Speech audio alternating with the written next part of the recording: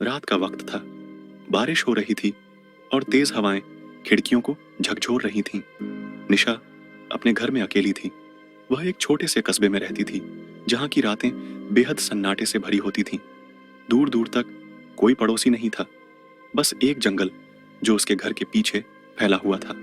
उस रात बिजली कई बार कड़की थी और निशा को एहसास हो रहा था कि कुछ अजीब होने वाला है। उसने कमरे की खिड़कियां बंद कर दी और दरवाजे की कुंडी भी अच्छी तरह चढ़ा ली। उसे लगा कि बारिश और तेज हो जाएगी, इसलिए उसने खुद को एक कंबल में लपेट लिया और सोने की कोशिश करने लगी। तभी अचानक दरवाजे पर दस्तक हुई, धीमी लेकिन सुनाई देने वाली। वह थोड़ी हैरान हुई, क्योंकि इस वक्त कौन आ सकता है। वो अकेली थी और इतनी रात को किसी का आना असंभव था। उसने पहले तो इसे अनदेखा किया, लेकिन कुछ देर बाद फिर से दस्तक हुई, इस बार पहले से ज्यादा जोर से। अब उसका दिल तेजी से धड़कने लगा। उसने खुद को संभाला और दरवाजे की ओर बढ़ी। बाहर की बारिश की आवाज के बीच दस्तक अब और भी साफ सुनाई दे रही थी। वह थोड़ी हिचकिचाई, लेकिन फिर दरवाजे के पास पहुंचकर खिड़की से बाहर झांका। कोई भी नहीं था। बाहर का सन्नाटा और अंधेरा उसे और डरावना लगने लगा। निशा ने दरवाजे से वापस मुड़ने का फैसला किया। तभी दस्तक एक बार फिर हुई, इस बार जैसे किसी ने दरवाजे पर जोर से थपथपाया हो। उसका दिल डर से कांपने लगा। उसने खुद से कहा, ये बस मेरी कल्पना है, बाहर कोई नहीं है। लेकिन उसके कदम अब रुक चुके थे। अचानक दरवाजे के दूसरी तरफ से एक धीमी फुसफुसाहट सुनाई दी। मुझे अंदर आने दो। आवाज इतनी धीमी और भयानक थी कि उसके रोंगटे खड़े हो गए। उसे यकीन नहीं हो रहा था कि उसने सच में यह सुना है। वह अपने ही कानों पर विश्वास नहीं कर पा रही थी। निशा ने झट से अपने कमरे की लाइट बंद कर दी और छिपने की कोशिश की। उसकी सांसें तेज हो गईं और उसके हाथ पांव ठंडे हो गए। लेकिन वह जहां छिपी थी, वहां से उसे दरवाजे की एक छोटी सी झलक दिखाई दे रही थी। दरवाजे के नीचे से एक परछाई धीरे धीरे अंदर की ओर बढ़ रही थी, मानो कोई अंदर आने की कोशिश कर रहा हो। वह अब डर से कांपने लगी थी। अचानक दरवाजे पर दस्तक इतनी जोरदार हुई कि पूरा घर हिल गया। उसकी चीख गले में फंस गई और उसके शरीर ने मानो उसे छोड़ दिया। दरवाजा अब खुद ब खुद खुलने लगा। दरवाजे की दरार से ठंडी हवा का झोंका अंदर आया और उसके साथ एक काली धुंधली आकृति अंदर घुस गई। निशा ने देखा कि वह आकृति धीरे धीरे उसकी ओर बढ़ रही थी। वह चीखने की कोशिश कर रही थी, लेकिन उसकी आवाज जैसे बंद हो चुकी थी। आकृति ने उसकी तरफ एक हाथ बढ़ाया। उसकी आंखों में गहरी स्याह अंधेरी परछाई थी और उसके मुंह से वही भयानक फुसफुसाहट निकल रही थी। तुमने मुझे बुलाया था, अब मैं यहाँ हूँ। निशा के शरीर ने उसे धोखा दिया। वह हिल नहीं पा रही थी। अचानक वह आकृति निशा के पास आकर झुक गई और उसके कानों में धीरे से बोला, अब तुम मेरी हो। अगली सुबह जब कस्बे के लोग निशा के घर आए तो उन्हें दरवाजा खुला मिला। निशा वहां नहीं थी। उसके कमरे की खिड़कियां टूटी हुई थीं और फर्श पर बारिश का पानी फैला हुआ था, पर कोई निशान नहीं था कि निशा कहां गई। बस कमरे की दीवार पर खून से लिखा एक शब्द था, वह आ गया। निशा की चेतना धीरे धीरे लौटी। उसने अपनी आंखें खोली तो खुद को एक अजीब और अनजान जगह पर पाया। चारों ओर गहरा अंधेरा फैला हुआ था और जमीन ठंडी और नुकीली थी। उसे नहीं पता था कि वह कहाँ है, लेकिन हर तरफ से भयानक आवाजें और फुसफुसाहटें सुनाई दे रही थीं। हवा में अजीब सी ठंडक और सड़न की बू थी, मानो यह जगह किसी भूतिया लोक का हिस्सा हो। वह धीरे से उठी, लेकिन उसका शरीर अब भी डर और थकान से कांप रहा था। आसपास की हर चीज धुंधली थी, जैसे किसी काले पर्दे में ढकी हो। सामने एक पत्थर का पुराना और टूटा फूटा दरवाजा था, जो एक घनी धुंध में खोया हुआ था। ऐसा लग रहा था कि वह किसी परलोक या किसी प्राचीन भूतिया दुनिया में फंसी हुई है। निशा के मन में अनगिनत सवाल दौड़ने लगे। यह जगह क्या है? वह यहां कैसे पहुंची? और सबसे बड़ा सवाल, वह यहां से बाहर कैसे निकलेगी? तभी उसे दूर से किसी के कदमों की आवाज सुनाई दी। धुंध में से एक आकृति धीरे धीरे उसकी तरफ बढ़ रही थी। वह आकृति वही थी जिसने उसके घर के दरवाजे पर दस्तक दी थी। वह काली धुंधली छाया अब निशा की ओर बढ़ रही थी। निशा ने देखा कि उसके चारों ओर की दीवारों पर भूतिया चेहरे उभरने लगे थे, जो उसे घूर रहे थे और धीमी भयानक आवाजों में फुसफुसा रहे थे। उसने खुद को शांत करने की कोशिश की। वह जानती थी कि अगर उसने हिम्मत नहीं दिखाई तो वह कभी वापस नहीं लौट पाएगी। उसने अपने डर को पीछे छोड़ा और उस काले दरवाजे की ओर कदम बढ़ाए। लेकिन जैसे ही वह दरवाजे के पास पहुंची, दरवाजा अपने आप खुल गया। उसके सामने एक लंबा और अंधेरा रास्ता था, जहां दूर से एक हल्की रोशनी झलक रही थी। निशा ने अपने डर को काबू में किया और उस रास्ते पर चलने लगी।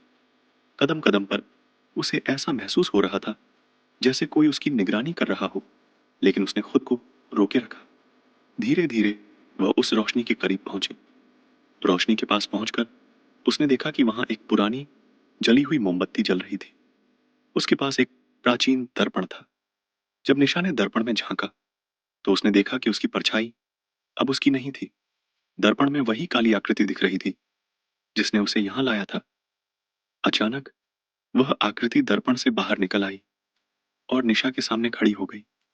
उसकी आंखें जलते अंगारों जैसी थीं और वह निशा की ओर झुकते हुए बोला, तुम मुझे हराने की कोशिश कर रही हो। तुम यहाँ से नहीं जा सकती। कोई भी यहाँ से नहीं जा सकता। ये तुम्हारी कैद है और अब तुम्हारा अंत यहीं होगा।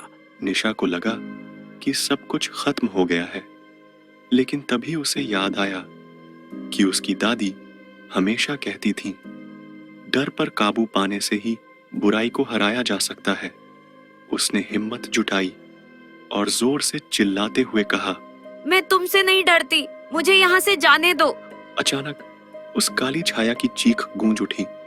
वह धीरे धीरे कमजोर होने लगी और फिर एक जोरदार धमाके के साथ गायब हो गई। निशा के चारों ओर की भूतियां दुनिया अब टूटने लगी थी।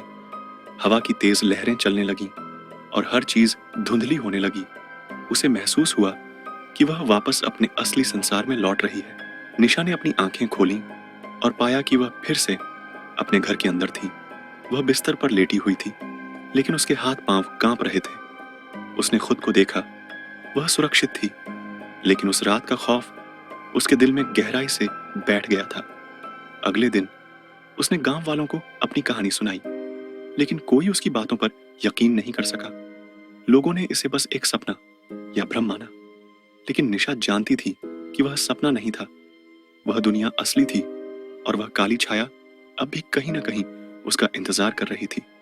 उसके बाद निशा ने कभी भी उस रात के बारे में बात नहीं की, लेकिन एक बात साफ थी, उसके घर के आसपास की जगह अब भी भयानक और रहस्यमयी बनी हुई थी।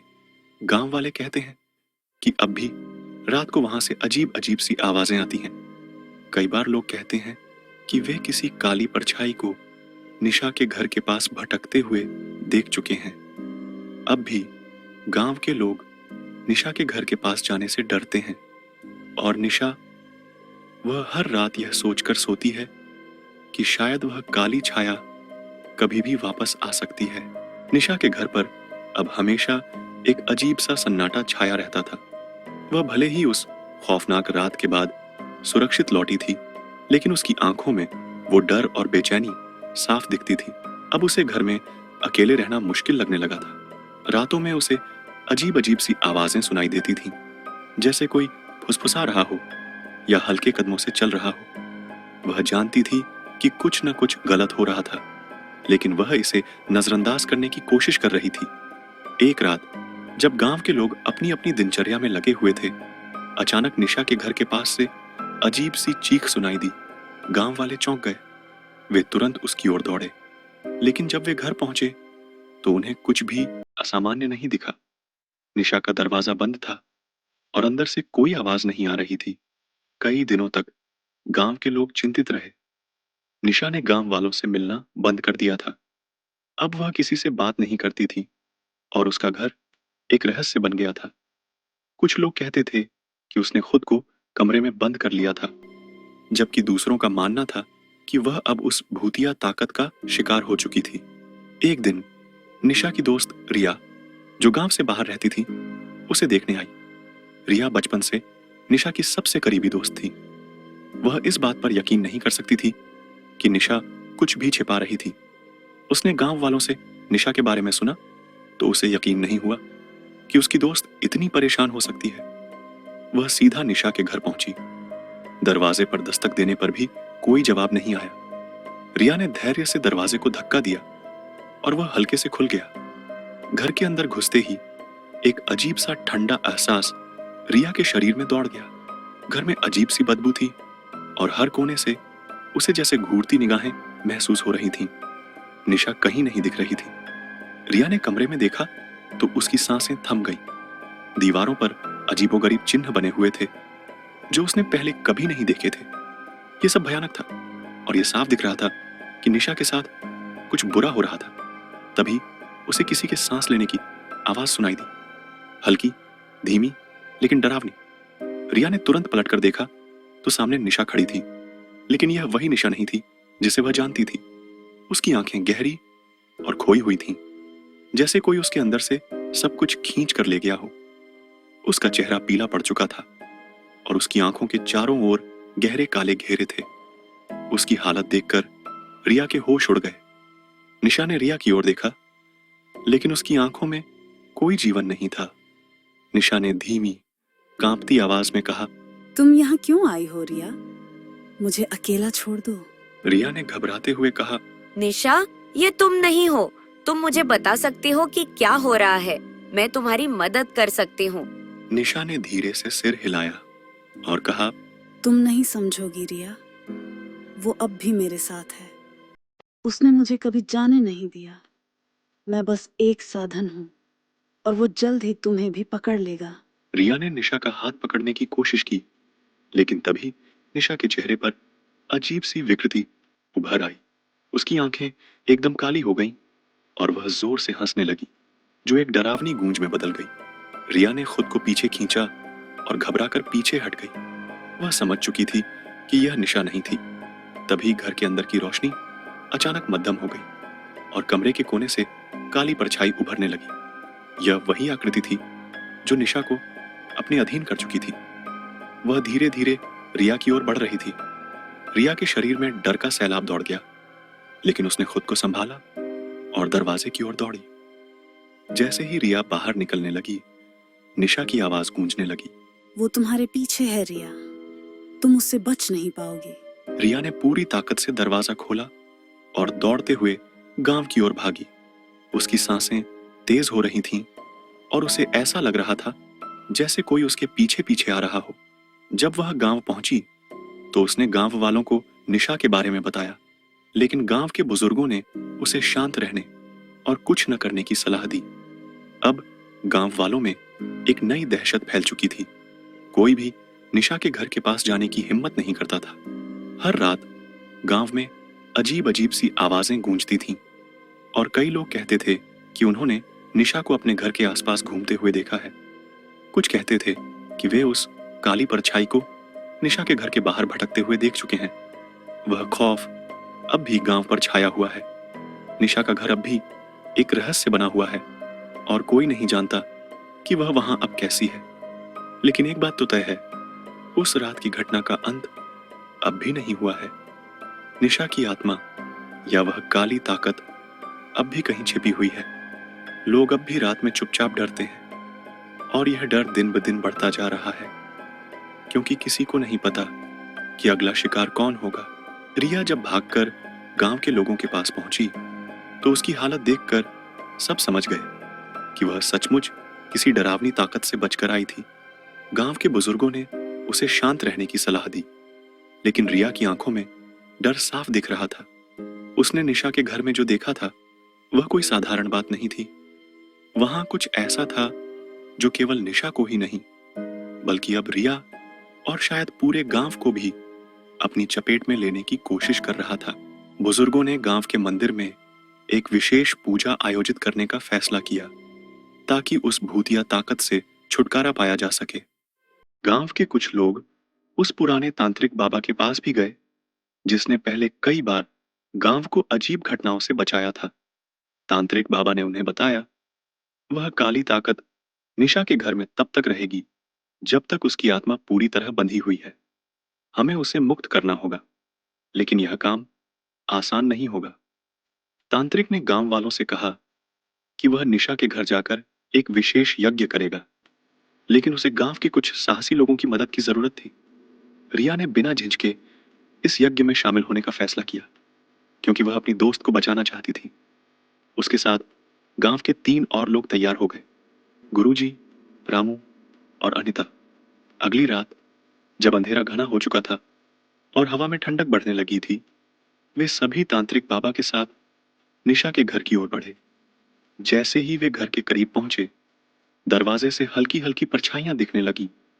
घर से एक अजीब सी सिसकियों की आवाज आ रही थी, मानो कोई मदद के लिए पुकार रहा हो। बाबा ने उन सबको सावधान रहने को कहा। तांत्रिक ने जैसे ही घर के अंदर कदम रखा, उसने घर के हर कोने में धूप और मंत्रों का उच्चारण करना शुरू किया।